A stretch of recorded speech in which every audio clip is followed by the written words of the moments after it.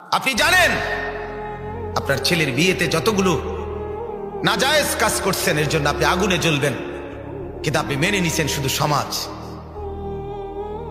এজন্যই মেনে নিছেন, ডেকসেট বাজাইছেন, এজন্যই গায়ে হলুদের নগ্ন অনুষ্ঠান, উলঙ্গ অনুষ্ঠান করছেন লাখ টাকার গেট করে।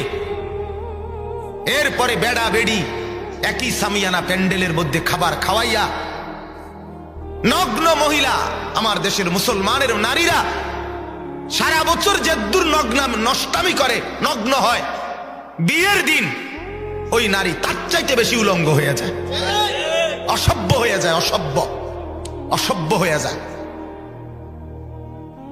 অসভ্য হয়ে যায়। এই পরিমাণ বেহায়া হয় সাজগোজার বেশভূষার নামে, হাইওয়ান আর জন্তু জানোয়ারের মতো নিজেকে সাজায়। কেন করলেন?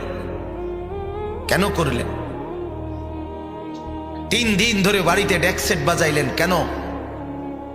গায়ে হলুদের এই উলঙ্গ অনুষ্ঠান করলেন কেন?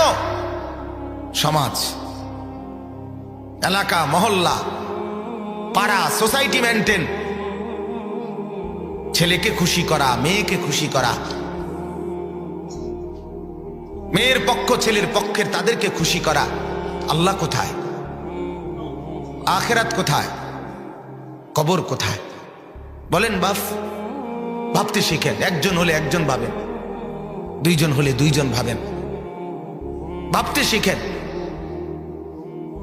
এজন্য এটাই বললাম, মান আকালা তাইয়িবান, বলতেছিলাম যে উপার্জন যদি হালাল হয়, খাবার যদি হালাল হয়, এটা জিন্দেগির সবচেয়ে বড় আমল। এজন্য নবী এটা 1 নম্বরে রাখছেন। আমি হযরতের কথাটাই বলছিলাম।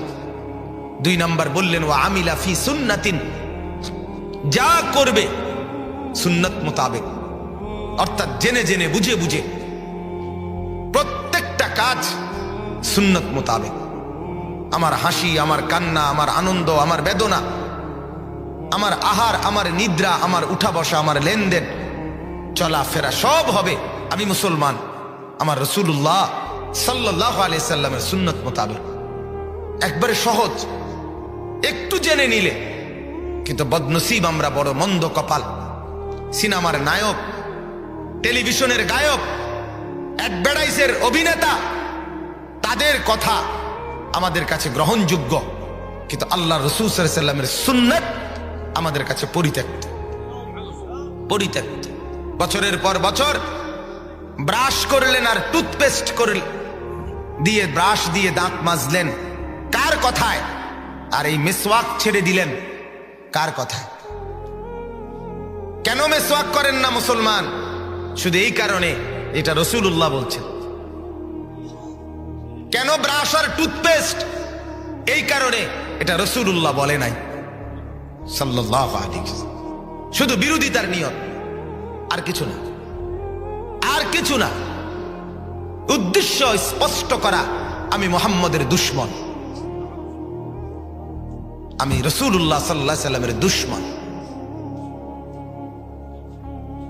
এত দামি ডাইনিং টেবিল, চেয়ার সবই তো আছে, দস্তরখান কোথায়? দস্তরখান কোথায়? দস্তরখান নাই কেন? এটা রাসূলুল্লাহ সাল্লাল্লাহু আলাইহি ওয়াসাল্লাম বলছে, এটা টেলিভিশনে বলে নাই। টেলিভিশনের আব্বাই যদি কইতো ঠিকই দস্তরখান বিছাইতো। সিনেমার নর্তকী যদি বলতো তো ঠিকই বিছাইতো। সিনেমার নর্তকী বলে নাই দেখে বিছায় না, ঠিকই বিছাইতো। টেলিভিশনের গায়ক নায়ক, অ্যাডভার্টাইজের অভিনেতা, ওরা বললে ঠিকই হইতো। ওরা ডিজাইন করে দেয় মুসলমানকে। সেলুনের দোকানের নাপিত সাজিয়ে দেয় মুসলমানের যুবককে। নাপিত সাজিয়ে দিয়ে বলে আপনাকে সেরকম দেখাচ্ছে। একবারও জিজ্ঞেস করলো না এই চুল কার মতো কাটলেন। আমার মাঝে মাঝে খুব আফসোস লাগে, এরা কি পড়লো, কি করলো এরা। এরা বলে বাংলা, অঙ্ক, ইংরেজি, পদার্থ, জীববিজ্ঞান, কি কি বলে পড়ছে বলে এরা। বেকুব, তুই যদি কিছু পড়ে থাকতি বেটা, তোর বিবেকে কে দুর্কুলাইল না, তুই রে কি চুল কাটলি?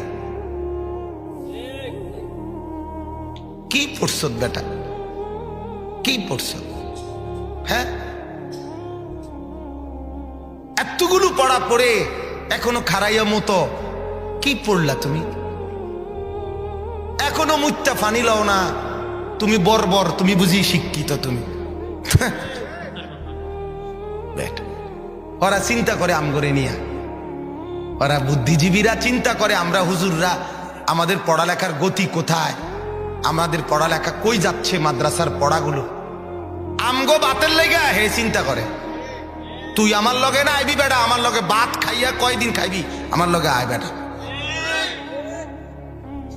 তা আমার গাড়িতে ওঠ বেটা, ভাত কারে কমি দেখাই, এক সপ্তাহ থাইকা দেখ বেটা। হালালের এক লোকমা, সেটা ডাল ভাত হোক, তোমার হারাম আর অবৈধ উপার্জনের কোটি টাকার খাবারের চাইতে আমার ডাল ভাতের উপরে আমার আলহামদুলিল্লাহ। তোমার অবৈধ উপার্জনের উপর আমার থুতু থুতু মারি আমি, হারামের রোজগারের উপরে। ওই সুদের টাকায় থুতু মারলাম আমরা, ওই ঘুষের টাকায় থুতু মারলাম আমরা, ওই মিথ্যা উপার্জনের টাকায় থুতু মারলাম আমরা। নে তুই বেটা দুনিয়া নে, আমরা আখেরাত নেব ইনশাআল্লাহ। আমরা বোকা না, মোল্লা বোকা হয় না, আমরা চিরা খাইয়া বড় হই নাই।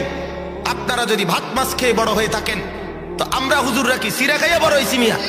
তাই বুঝলাম না কেন, আমি বুঝবো না কেন মিয়া? না বুঝার কি আছে বলেন মিয়া? জিন্দিগির রং নাই, মুসলমানের আখলাক নাই। আমাদের আল্লাহ আছে, আমাদের রসুল আছে, আমাদের কোরআন আছে, সব আমাদের পরিষ্কার, নিখুঁত, নিরাপদ, স্পষ্ট, বিস্তারিত। আমরা কেন অন্যের ধার ধারব? বলেন বাস, রাগ হইয়েন না, আমারে মনে কষ্ট নিয়েন না, মনে কষ্ট নিয়েন। কারো গায়ে লাগলে মাফ করেন, আর হারাম খোরের গায়ে লাগলে আমার অসুবিধা নাই। হেতের ফিডে লাগুক নইলে আড্ডিত লাগুক, আমার সমস্যা কি? কথা বলেন। অবৈধ উপার্জনকারীর গায়ে লাগলে আমার সমস্যা কি? আমার তো সমস্যা নেই। এজন্য বাপ ফিকির করা চাই। ও আমিলা ফি সুন্নাতিন, মাথার চুল থেকে পায়ের নখ পর্যন্ত জিন্দেগির প্রতিটা কদম কদম রাসূলুল্লাহ সাল্লাল্লাহু আলাইহি ওয়াসাল্লামের সুন্নাত আছে, আছে কিনা বলেন? অতএব আমি কেন অন্যের মতো সাজব? কেন? আমি মুসলমান, আমার আত্মপরিচয় আছে, আমি ইমানদারের সন্তান, আমার বাপও ইমানদার, আমার প্রথম বাবা আদম তিনিও ইমানদার, আমার বাবা ইব্রাহিম তিনিও ইমানদার, আমার রসুল মুহাম্মদ তিনিও ইমানদার। অতএব দয়া করে আমরা প্রত্যেকেই ভাবতে শিখি, ও আমিলা ফি সুন্নাতিন, জীবন যেন হয় সুন্নাতের আলোকে। কিসের আলোকে বলেন?